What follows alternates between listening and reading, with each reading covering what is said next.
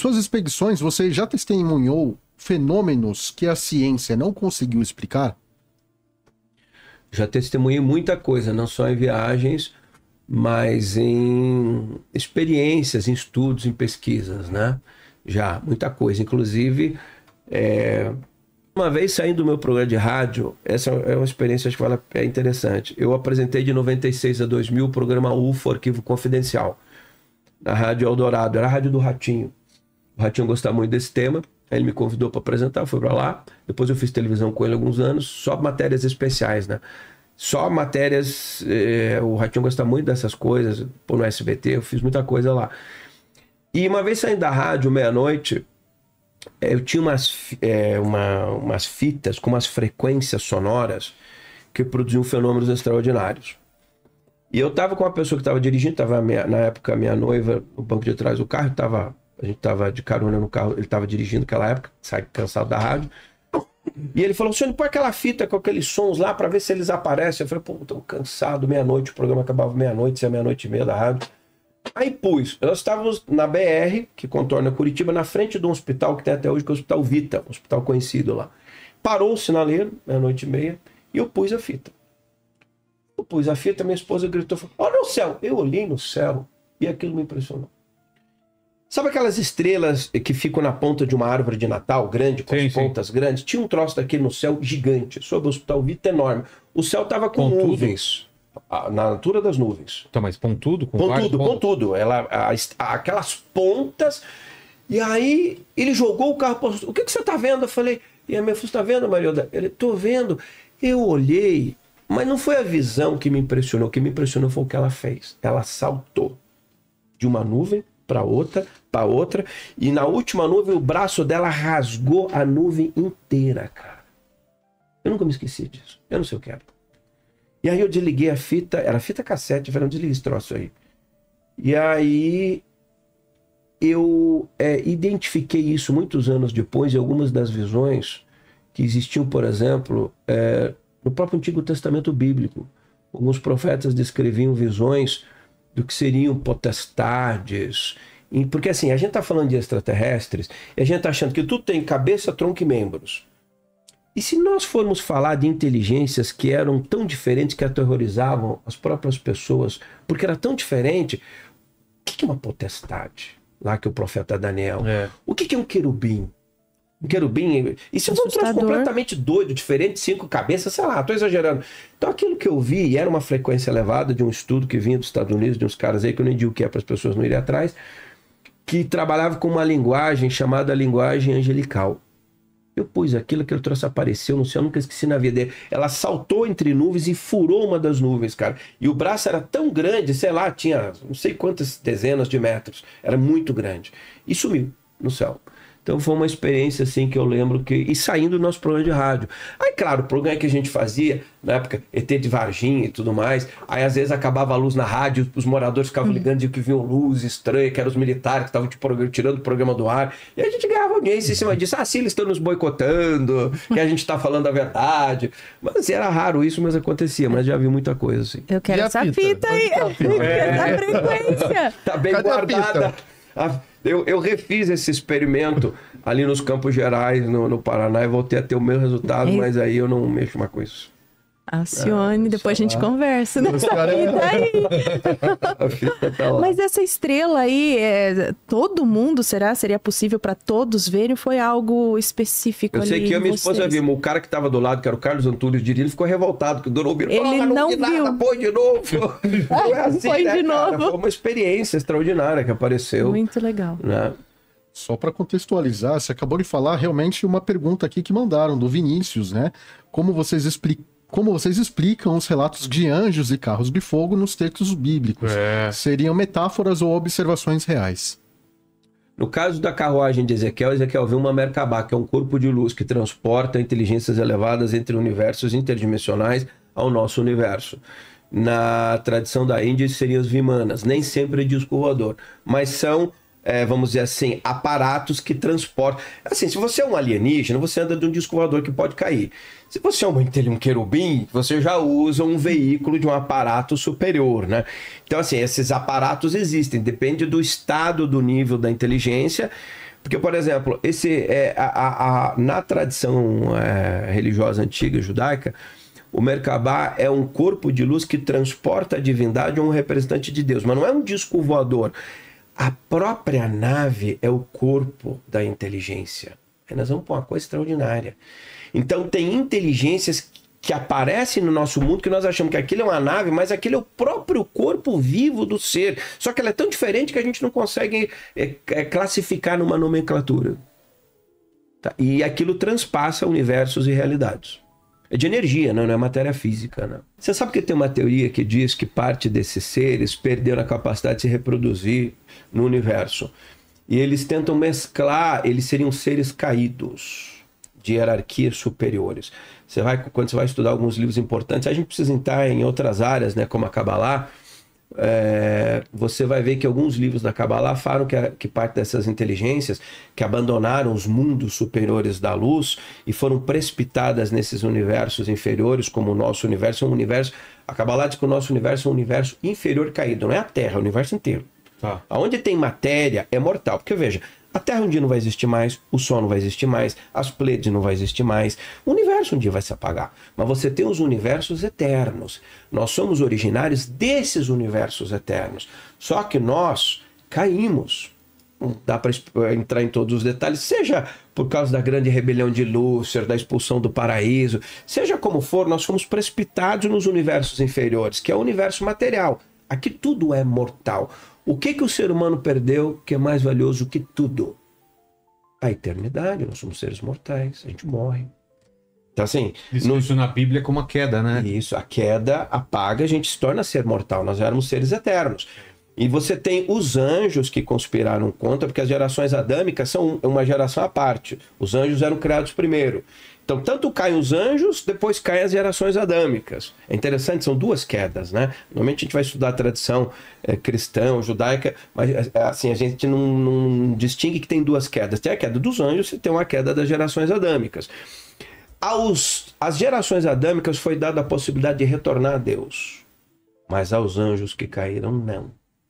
Porque eles tinham muito poder e conhecimento, eles podiam ter caído, pelo menos até hoje. Então esses seres, como não podem retornar aos mundos superiores, eles ficam zoneando com o nosso universo, a nossa vida e tentando bagunçar para que a gente não volte também. Eu não estou falando disso de bobagem, isso está em livros importantes da história, estou, de certa forma, colocando de forma mais simples, né? Eu falo lá no Almanac diversos casos de experiência de quase morte, né? Isso que eu ia falar. De pessoas que passaram uma situação onde tecnicamente estão mortas e acabam visualizando coisas incríveis. E várias dessas pessoas tiveram experiências muito boas, onde relatam ver um lugar maravilhoso, ver os entes... Mas eu acabei de falar de uma mulher que disse que foi pro inferno. Não, eu já vi um caso também. E contou coisas horríveis que eu nem pude contar no ar ali, porque era muito brabo. Mas o que dá pra contar que ela falou? Que ela viu? Ela desceu, né? E ela via um local onde muitas pessoas eram... Os medos dela eram constantemente repetidos. A pessoa tem medo, por exemplo, de morrer confinada. Ali elas eram todo momento assim. Então cada alma no seu medo sofria aquilo lá para a eternidade. Aí tinha outros envolvendo...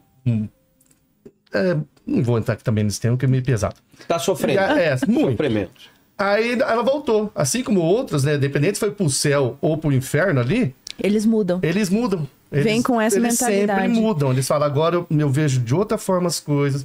Seja por medo ou por... Sempre entra pra alguma espiritualidade, vira religioso, lança um livro contando a história. Mas é realmente uma experiência... A experiência transforma. Que transforma bastante. Só complementando aí o que você falou. E falando em outra dimensão ou portais interdimensionais, eu me lembrei do portal de Aramumuru, eu sei. Lá no Peru. No Peru, tem uma rocha lá que tem como se fosse um nicho, né? Assim, e eles dizem que é um portal interdimensional. Tem já lá... viram pessoas que passaram para lá e voltaram. Aí eu cheguei, tem um buraquinho ali no meio e tal, né? Coloquei a testa lá, imediatamente me deu dor de cabeça. Não sei se foi coincidência ou não, porque eles dizem que, né, você pode ter alguma experiência lá, é usado... espiritualistas, sim, os xamãs vão lá, tudo. Não, e é muito interessante. E tem a história da banda, eu não sei se é verdade, que uma banda tava passando por lá e eles se afastaram pra, sei lá, fazer xixi, dar uma andada ali e os caras sumiram. Sumiram lá e eles dizem que pode ser... passaram por esse portal. Fica na região de Puno, ali? Puno. Perto ali, lá no Peru. É bem gostoso esse tipo de viagem que você faz quando você vai ali Bolívia, Peru, porque a gente sobe o Valar de Tiwanaku, Pumapunku, mas tem vários locais ali muito incríveis, que nem esse Amaro Muro, a gente tem a oportunidade de ver, mas nunca tinha ouvido falar, acredito que você também não. Não, até ir lá não. E é uma rocha, assim, gigantesca, um paredão esculpido no centro, assim, tem um retângulo. Acha foto pra gente, por favor. Essa eu não mandei foto, Portal de Aramuro na Bolívia. Amaro Muro. Era Amaro Muro, no Peru, E algo assim que você fala, nossa, olha que coisa incrível que tem aqui, que a gente nunca sonhou em falar. E aí, você, numa viagem como essa daí, que são dias, você vai andando, você vai... Isso, olha só. Exatamente. Aí tem um buraquinho no meio. Mas isso é grande, entendeu? Um buraco no meio? Tô vendo. Tem um, ali, ó. No meio ali daquele retângulo ali, menor. Isso, ali, ó. E aí você vai ali, joga um incenso, faz um negócio, e a Ana colocou a cabeça eu ali. Eu coloquei a testa ali. E tem pouco turista, legal é isso, né? Que não é muita gente conhece. Não é tão porque ninguém conhece. E aí eles dizem que isso pode ser também algo... Então, e tem esse... aqui, né? Você sabe, é milenário. Isso aí é muito antigo. Estranho, né? E dizem que é tipo uma cobra ali em cima, aquelas rochas ali. É um local assim que desconhecido. Você sabe que o Lago que ninguém Titicaca, explica como fez. O Lago Titicaca tem até 300 metros de profundidade. O Jacques Cousteau teve lá com um mini submarino nos anos 70, só conseguiu descer a 60, 70 metros de profundidade. Por quê? A pressão atmosférica da água, daí você não suporta. E o leito do lago abriga vestígios de civilizações mais antigas. Ainda que o lago tenha se formado com o surgimento da cordilheira, que empurrou e formou e represou o lago, mas quando em época de seca que baixa alguns metros, os arqueólogos retiram peças mostrando que aquilo ali tem muita coisa que nós não sabemos. Agora, quando teve a conquista espanhola, um dos objetos mais míticos e sagrados de todas as histórias do passado é o disco solar Inca. O disco solar Inca era um disco enorme de ouro com supostas propriedades mágicas que estaria na Terra desde muito tempo e que estava sob o domínio dos Incas. E ele ficava no Coricante, que é o Templo do Ouro, em Cusco. Na frente do nosso hotel tinha o Coricante lá, onde a gente ficou. E quando os espanhóis chegaram, os Incas sumiram. E os espanhóis procuraram e não acharam. Porque os espanhóis estavam em busca do Eldorado, de Paititi, a grande cidade perdida dos Incas, que é Paititi, e o disco solar. Essas lendas existiam. E acredite-se que o disco solar era um disco de propriedades mágicas que foi lançado dentro do Lago Titicaca, que nunca mais foi encontrado. Então o lago também abriga muito... Porque assim, os espanhóis não conseguiram encontrar as pedras mais importantes dos Incas com propriedades mágicas, e aquilo sumiu tudo. Então, tá o lago, tudo no fundo, lá não vão achar, porque para chegar lá é complicado. E o fundo do lago você não chega, mas tem muitos mistérios. O lago Titicaca, ele é tão grande, que a Bolívia é o único país do mundo que não tem litoral, que tem uma marinha. Treinando o Lago Titicaca. Para patrulhar o Lago Titicaca. É muito interessante ali esse lago aí. Inclusive aquele presente do Alcione aquele barquinho ali, são das ilhas flutuantes do Lago Titicaca, feito a partir da totora, que uns pés de junco, né? É muito legal. Eles vão criando ali uns blocos de junco e vão criando ilhas e vivem ali, cara. Centenas de ilhas que já tem sobre o lago. Sim, feitas daquele material ali, né? Tudo eles andam ali em cima, vivem ali em cima. Tem escola na ilha, cancha de vôlei, eles fazem tudo ali. E esse do Amaro... Ah lá o disco ali, ó. O disco solar. Como seria, né? É uma representação que poderia ser. Ninguém sabe como ele é, obviamente. Mas como ele poderia ser. Se tiver lá no fundo do lago... E tem as dimensões dele, ele seria grande, não algo ele é pequeno. Grande. Tá maior que uma altura aí de 2 metros, talvez. Sim. Isso estão nas lendas, nas crônicas antigas, né, do Império. Né? Que essas relíquias antigas, né? Então o disco solar... Claro que daí as lendas vão, aí a gente já não pode rastrear, mas se diz que ela remonta ao continente período de Muna. Esse disco que transpassou através de civilizações. É mais ou menos na pegada de Arca da Aliança, de Santo Grau, de algumas relíquias assim, que daí se perde na noite dos tempos. Parte vira lenda, parte é mito, mas parte é realidade, né? O Rafael Dias ele está perguntando por que tantas civilizações antigas apontam para o céu nas suas construções? Isso é coincidência ou intenção? Como se dissessem, né? É de lá, viemos de lá, ou é para lá que tem que se ir. É coincidência? Então... Eu acho que é muito isso que a Ana falou, bem pontuado. Eu acho que assim, para que a gente... A nossa origem não é a Terra. A nossa origem primeira não é a Terra, cara. Você até pode falar, é o espírito, etc. Não, a nossa origem primeira não é a Terra. Isso está em todas as tradições, em todas as culturas, em todas as religiões, em todas as paraciências. Assim, ela não é a Terra. A gente, por exemplo, a ciência tem, assim, algumas teorias que a gente fala de boca cheia, né? Como se fossem verdades absolutas. Nós evoluímos do macaco. Sim, isso nunca foi 100% comprovado. Se você contestar Darwin, você sabe a quantidade de cientistas que contestam a teoria darwinista de Charles Darwin? Não contestá-la como um todo, mas que ela seja a teoria 100% perfeita que explica tudo, é muita gente, e muita gente poderosa do ponto de vista de conhecimento. Então estou linkando um tema que o nosso tripé de verdade hoje é uma biologia mais reducionista, uma física mais reducionista, e para isso nasce a mecânica quântica com os físicos alemães.